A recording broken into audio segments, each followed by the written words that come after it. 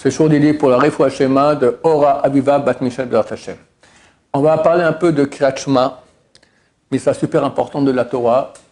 Le matin et le soir, c'est marqué en te couchant, en te levant, tu fais Kriyat Shema. Ce n'est pas coucher, lever, c'est le matin, pendant le premier quart de la journée, on doit dire le Shema Israël, et le soir, la nuit, quand la nuit tombe, et si possible jusqu'à minuit, sinon après jusqu'après minuit, jusqu'au matin, on peut faire le Kriyat Shema. C'est écrit que grâce à cette mitzvah-là, on est sauvé dans les guerres.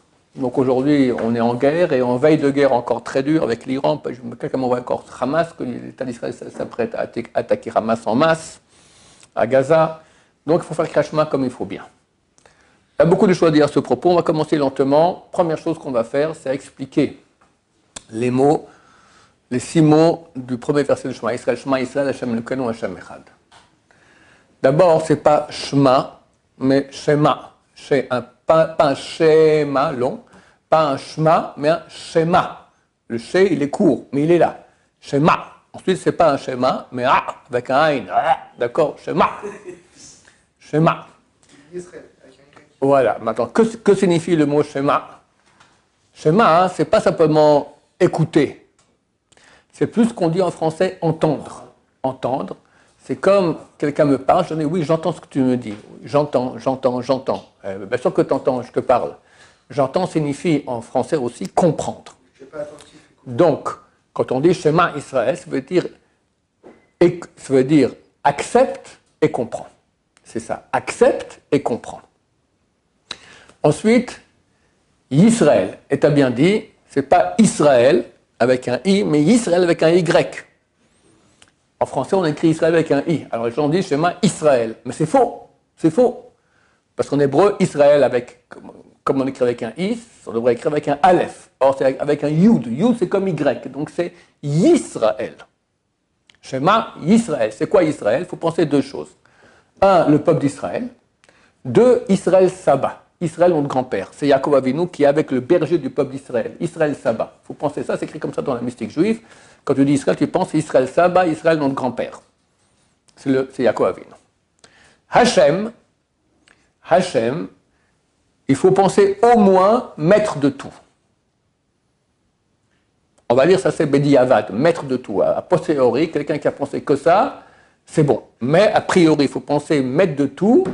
Et, je vais expliquer. Le mot Hachem, on l'écrit d'une façon, Yud et puis Hey et puis Vav et puis Hey. Pas le droit de dire ce mot, même les lettres comme ça, j'ai dit et puis entre chaque lettre. Et on le dit d'une autre façon, on le dit Ado et puis Naï. En fait, il faut penser ces 2 pensées quand on dit le nom de Dieu. Il faut penser les lettres Yud-Ke, Vav-Ke, ça correspond, c'est quoi une contraction de Hayahove qui signifie j'étais, je suis, je serai. Qui était, qui est, qui sera. Ce qu'on appelle en français l'éternel. Il faut penser ça. Maintenant, Ado et puis Naï, c'est le maître. Le maître de tout. Donc il faut penser normalement, il faut penser les 2 mots. Ça veut dire maître de tout, qui était et sera, ou éternel. Maître de tout, éternel, en français. D'accord? Celui qui pense que maître de tout, Bediavad, a posteriori, ça marche aussi. Mais c'est pas bien. Il faut penser les 2. Et maître de tout et éternel. Le maître de tout, c'est pas sur le mot d'après? Non, on va y arriver. On va y arriver. Maintenant, c'est bien aussi, et là c'est vraiment pour les pros, dans les Sidour Sfarad, il y a une imbrication de ces 2 noms, Yud-Ke, Vav-Ke et Adnout. Une qui est comme ça, les lettres Yud, et puis Aleph, et puis Hey, et puis Dalet, et puis Vav, et puis Nun, et puis Hey, et puis Yud. Et une imbrication, tu vois le mot Ado, et puis Naï, dans le dernier Hey de Yud-Ke, Vav-Ke. Ça c'est pour les pros. Mais c'est bien dans le Sidour, au moins quand tu fais, chaque fois que tu rappelles le nom de Dieu, il faut penser ça. T'es mal barré, hein, c'est super difficile. Mais au moins dans le Shema Israël, c'est bien de penser ça. D'accord? T'as le temps, Shema Israël, Hachem, Adonai Kol Hayahove, tac, tac.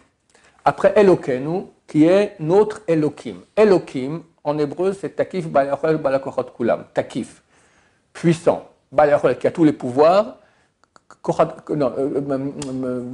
Balakochot. Takif Balachol, qui a tous les pouvoirs et toutes les forces. En français, c'est plus simple de dire tout puissant. Pas maître de tout, tout puissant. Attends, ça c'est Elokim. Elokeinu, c'est notre tout-puissant. Ça veut dire qu'il exerce sur nous une providence spéciale et nous sommes ses serviteurs. Ça fait beaucoup. Le Tout-Puissant qui a comment je dis, exerce une providence spéciale sur nous et nous sommes ses serviteurs. Ça, c'est Eloken. Après Hachem, idem, comme la première fois. Echad, c'est 3 lettres. Aleph, Chet, Dalet. Aleph, il faut penser Echad, Yachid ou Miuchad. Un, seul, unique. Chet, c'est 8 dans les 7 cieux sur terre. 4, les 4 points cardinaux. Ça, c'est le minimum normal. C'est bien de rajouter l'imbrication Yud Kevavke Adnout. Je pense que c'est 1 complètement. Yud Aleph Hey Dalel Vav Nun Hey et puis Yud. Pensez qu'ils sont 1, ces deux noms sont complètement 1. Et après, il y a beaucoup d'autres pensées kabbalistiques qu'il est bien de penser. Au moins, on va dire qu'on est prêt à mourir à Kiddush Hashem, en sanctification du nom par les 4 morts. Lapidation, brûler, couper la tête et strangulation. Ceux qui veulent plus, dans le Ben Ishra, il dit plus encore de Kavanot, tu peux penser comme ça. Moi, une fois, j'avais, avec le Rav Kadouri, ils étaient partis au nord, j'étais parti avec eux aussi, et ils ont fait Arvit à Tibériade. Un endroit, c'est marqué que les prières sont mieux reçues qu'au Kotel. C'est près du quai là-bas, c'est dur d'aller là-bas, parce qu'il y a plein de... à Tibériade. Il y a une petite synagogue là-bas, ils sont allés. Et on commence la prière, Arvit, puis tout à coup, Shema Israël. Bon, après silence. 1 minute, 2 minutes, 3 minutes, 4 minutes. Ils font sûrement quelque chose à voix basse et ils vont continuer tout à coup. Emet ve'yatziv, Emet ve'emuna, la suite. Et moi, je n'aurais pas fait. Je commence Va'avta et Hashem Elokecha. Je fais tout le chemin, ils sont toujours en silence. Puis après, commence Va'ahavta et Hashem Elokecha.